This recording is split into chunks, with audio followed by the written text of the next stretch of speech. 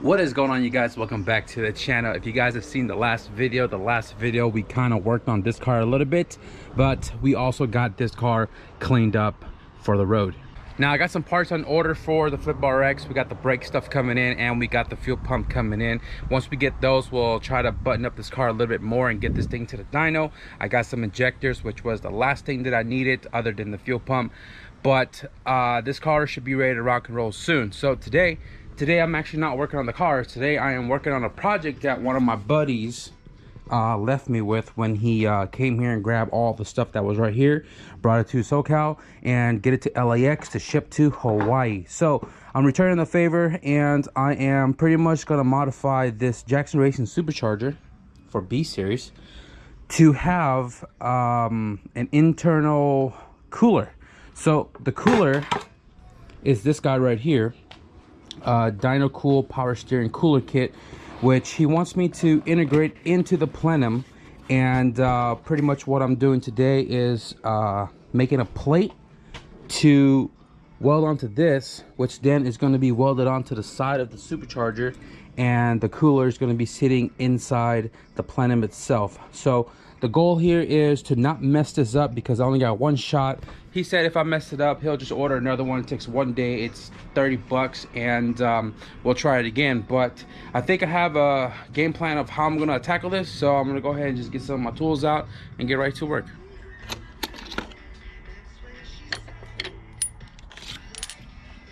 So I'm going to go ahead and just take off this actuator.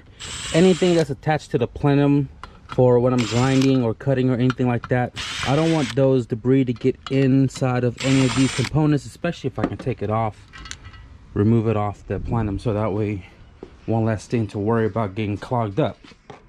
Throttle cable bracket as well. Keep the bolts on here just so I don't lose them.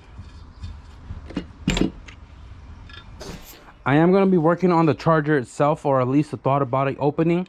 We'll get to this. When we get to this, I'll explain what we're going to do, but my main focus is the more complicated task.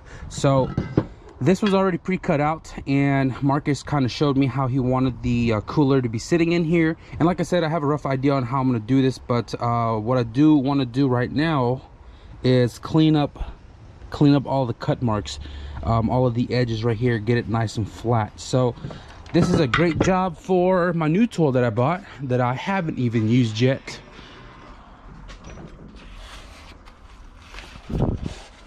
Brand new Astro carbide, double cut carbide rotary burr set. So this is brand new. I do have one here, and I've only had one to port out my manifolds and throttle bodies and stuff like that over the last couple of years, but finally bought a shorter version and a lot more different styles for different angles and different cuts. So I'm going to go ahead and just grab my drill, since I don't have the big machine to, you know, the correct machine for this, but a drill will work.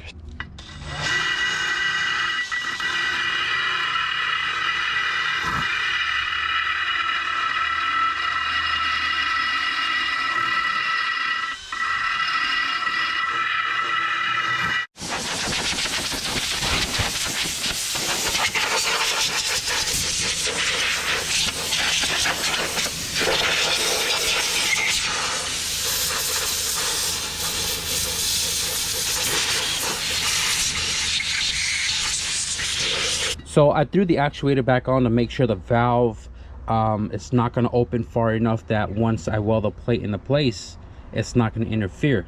We're cleared. So all I'm doing really is taking the cardboard and making an outline of the cap right here. Now Marcus cut this out at home, and he left this piece at home, but obviously with my material we can just block it off and you know, make a new piece to fit here. So I'm just pretty much outlining that shape out of cardboard, and then I'll transfer it to the aluminum and cut that out. The only part I feel like sticks out the furthest is right here, but I don't want to modify it because this is where the bracket for the throttle cable sits. So what I'm trying to do is I'm trying to cut the cardboard to fit underneath here. My nails are dirty. I don't like that. I'm gonna go cut my nails real quick. All right, a little better. So got this piece right here trimmed out of cardboard. Obviously we're gonna have to like trim the edges and stuff to fit the contours, but this is the rough cutout of the plate that we're gonna be putting right here. So yeah, now that I have this, pretty much just got to transfer it over to aluminum. I think I'm gonna use this one. This is a little thinner than the one in the back. The back one is like 0.0125. I don't know what size this is, but it's a little thinner. And in between of all of this, you know, if you guys have been on the channel long enough, you guys know that sometimes we work into the night. Now there's a lot of things I do in between working on cars or wrenching or fabbing that kind of takes up you know, a little bit of my time throughout the day. My nephew's been working on a wood project in the backyard, so I've been running back and forth helping him with the wood project. So you know, hopefully he's got that situated. He's almost done. I'll probably show it to you guys once he's finished with it. But we're back here, got to transfer cardboard to aluminum. Let's get that cut up.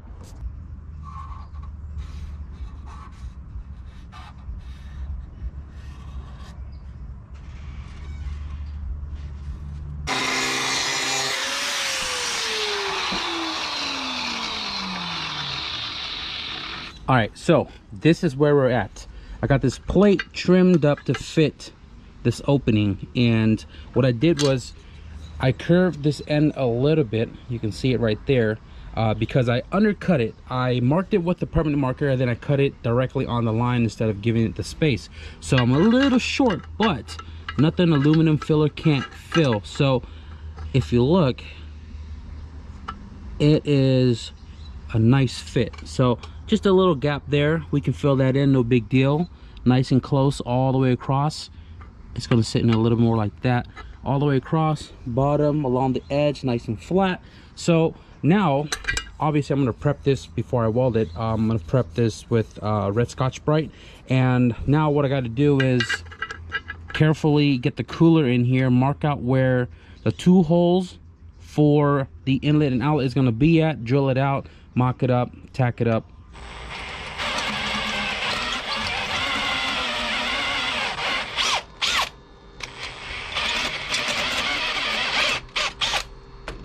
So this is what I'm talking about. Once this is flattened up against the plate, I can just weld that little aluminum to the aluminum plate before welding it onto the plenum here. But if this is flat on the plate and this goes into the plenum and I line up the plate to the opening, it's not even straight. It's at a crazy angle. The only way to get that cooler to be straight is to angle like this, and I'm not sure how I'm supposed to go about doing that.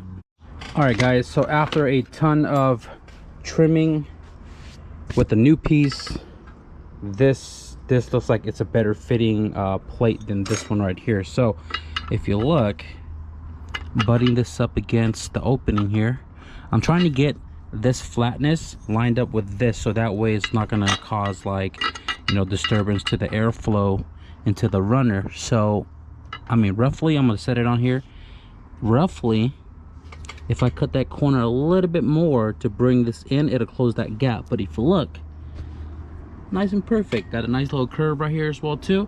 And you got to trim this top corner a little bit because it's a little higher than this side, so I just got to trim that down a little bit more, and then we can make the top piece, do it again out of cardboard, trace it out of metal, bend it to shape, and that'll be the cap for the top. So very promising. I'm just gonna go ahead and just make that top piece, and then we'll drill out the holes and, you know, refit everything. And if it looks good, we'll get to the welding portion of this.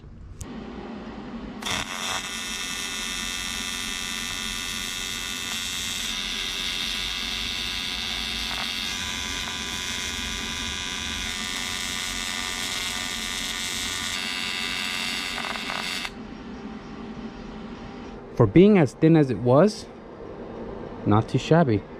I did burn like two rows of fins, but I mean, it is what it is, because that little plate on it was way too thin, so I had to Had to try to burn away from the edge and just melt the filler into the edge. And I mean, I got it welded all the way through. So I'm gonna let this cool off real quick. So with this on here, the plate kind of mocked up somewhere right there.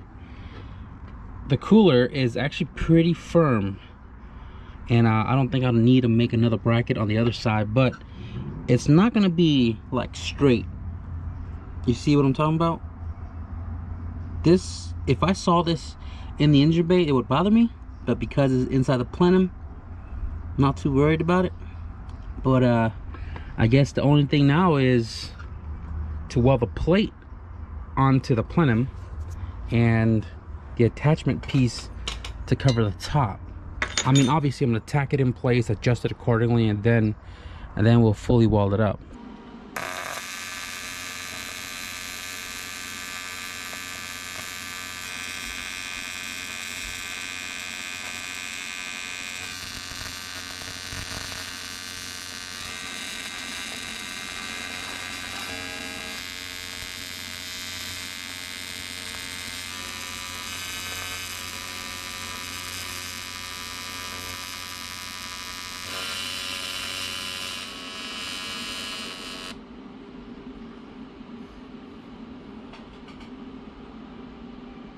All right, guys, so our task for today is complete, or at least the major part of it is complete. So we got the cooler installed in the plenum with the outside boxed in, so you can see all welded up. I kind of dipped a few times, but that's because of, you know, my weird angles with my arm. But we got the cooler installed in the plate installed in the plenum, and the cooler is, I mean, it's pretty firm into place. If you shake it hard enough, it'll move over there.